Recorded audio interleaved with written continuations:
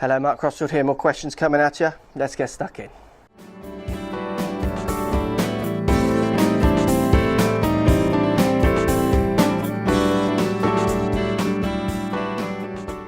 So, question here: what difference do the different ways of gripping the golf club, e.g., interlocking, overlapping? So, what's the difference between the two? Well, you've got the physical difference. Overlapping is where the little pinky on the right hand, so the little finger goes in between the gap of the first finger, second finger of the left for right-handed golfers, just sits on top. Interlocking, those two fingers, so the first finger on the gloved or left hand and the little finger on the right hand, cross. Now, the word interlock, often for my lessons, for the interlocking grip, which is one I would teach more often purely because I think people find it more comfortable as a general rule. The word lock is dangerous because people do jam them right up together and then there's no chance of getting the right hand in the right place. So don't be afraid if these hands just separate or the two fingers slightly feel separated at the bottom. The other thing I get with interlock is people start strangling the little finger with the first finger of the left hand. This causes the little finger to hurt, certainly when you come down into hitting something with the force of impact. It really jars that little finger, almost pulls it out of its socket. People get achy fingers when they do that. So those fingers should just be very relaxed, just touching, linking underneath rather than locking.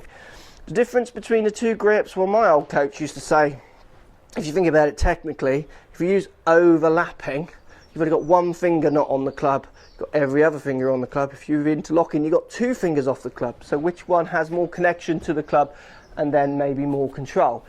I then went to an overlapping grip and I liked it. But I found as I played more, I just got less and less comfortable with it. I went back to my interlocking and felt much more comfortable. The real crux of it is I kind of don't care which one you use, and I think most pros would be the same. It makes such a small difference, the two grips. I've even got some students who grip 10 finger and you go and get them to interlock. It makes no difference to the data. If anything, they're slightly worse with their control. So why get them to change? So you've even got the 10 finger baseball grip in there, which has merits. The whole point of interlocking, overlapping your fingers is to try and get your hands working together as a unit. As long as your hands are connected on the club, so touching rather than apart, then they do tend to work together in a unit. I've not seen any great studies where people have proven that interlocking, overlapping is better than 10 fingers actually as well. So the difference is just slightly in the style. The difference actually in what kind of shots you'll create, very slim. It's much more of a comfort-based kind of decision. Unless when you do change, you get some really contrasting data with each grip, you'd stick with the one which obviously suits you best. Thanks for posting the question, hope that helps. So if you like what's going on here, don't be afraid to subscribe to the channel, also thumbs up the video, post comments, love to hear what you guys got to say.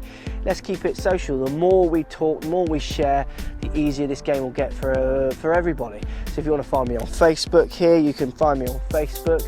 If you want to tweet me, find me on Twitter here as well. Just follow the links, all in the description. Come and join the show, get active, get involved, get playing some better golf. Thanks for watching.